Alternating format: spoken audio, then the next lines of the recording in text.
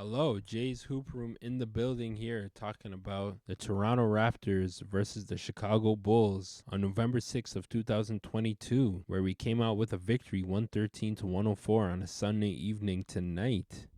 What a game this was. Absolutely incredible down the stretch. It was an absolute slugfest where the Raptors were able to get their defensive stops and counteract everything the Bulls were trying. Early on, we saw the game. We saw what transpired, but it looked like the Raptors were a little bit rattled.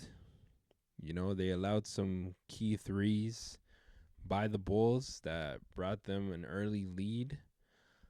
The biggest lead in the game was about 15 for them.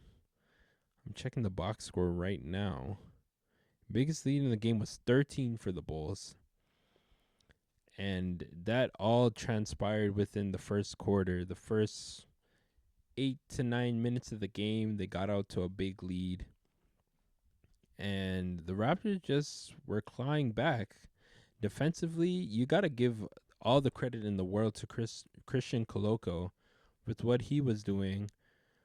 It was absolutely phenomenal, getting 6 blocks, which is third amongst rookies, and I believe the third most blocks by a Raptor in history in a game. So that's just incredible what he was doing, and you can tell the comfort level and the freedom that he plays with defensively, and that no fear mentality to just go in there and contest every shot. Like, I was looking at highlights for when he was in Arizona prior to him beginning the season, and I see how aggressive he plays underneath there.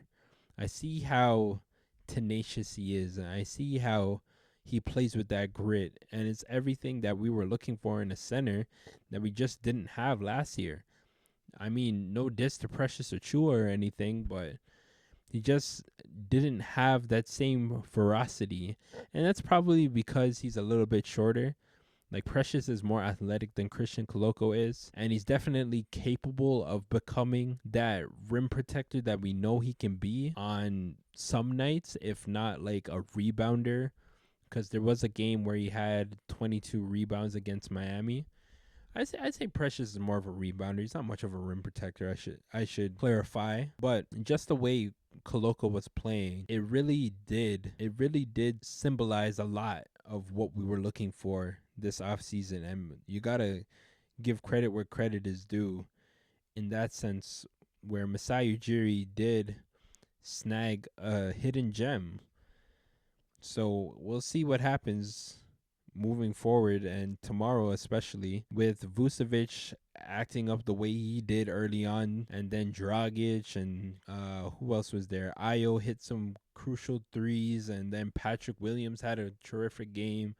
DeMar, everybody in that starting lineup for the Bulls was really putting it on. But the Raptors, what they did against DeMar as well, like, they were double teaming him, making him uncomfortable every chance we got. Like, he got out to an early little run, and the Raptors double teamed him and got him to really panic a little bit. He was frantic, and he didn't really score again until the fourth quarter. So whatever Nick Nurse decided to draw up there was effective, and I gotta give credit to Nick Nurse too. Before I get to Vanvleet, I just want to say that the schemes, like, we've been witnessing DeMar DeRozan for so many years now, and we realize the game that he has evolved, and the game that we know that he can play is warranted, or is, I should say, his game is more suited in the mid-range area. He likes to isolate, and he likes to create shots within that 15 to 17 range, 17-foot range. And with him being double teamed by the half court line, it just disrupted everything the Bulls were trying to do, because they were without Zach LaVine today, and Caruso isn't the player that Zach LaVine is, but he's a formidable backup. Caruso is a good player.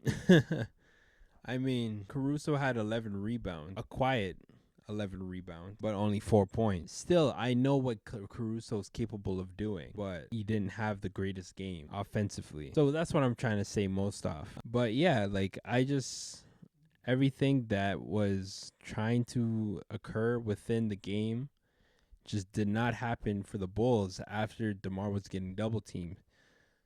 And so I say that to say that on offense, creating those chances, turning the ball over on the Bulls side. Early on, we didn't always capitalize on those turnovers, but down the stretch, we started to really focus in and capitalize on those balls that we turned over for them. And eventually, we were able to get easy dunk transition threes from Vanvleet, who had 30 points.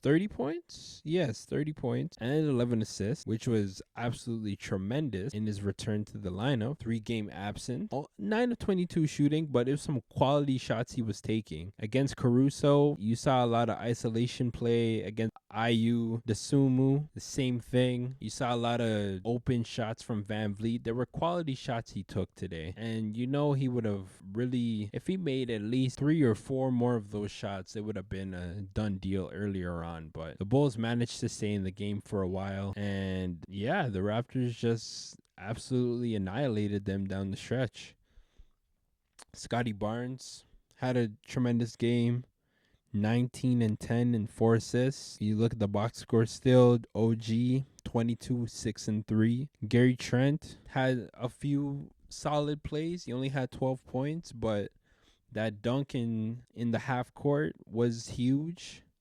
He had an and one where he missed a 3-point shot, grabbed his own rebound, got that and one. So guys played well and had their moments in a lot of plays today. So I really enjoyed this game, and I'm excited for tomorrow. I want to see what transpires because such a big win this was without Pascal. And I can't harp on this enough, where there's always the next man up. We always talk about that as Raptor fans, and you hear that a lot from the media, where, you know, a guy like maybe Fred wouldn't have had so much of a performance tonight if Pascal were healthy, and Scotty Barnes would have still been a factor to some degree. But Fred, you know, he's taking more of a back seat with Pascal on the court.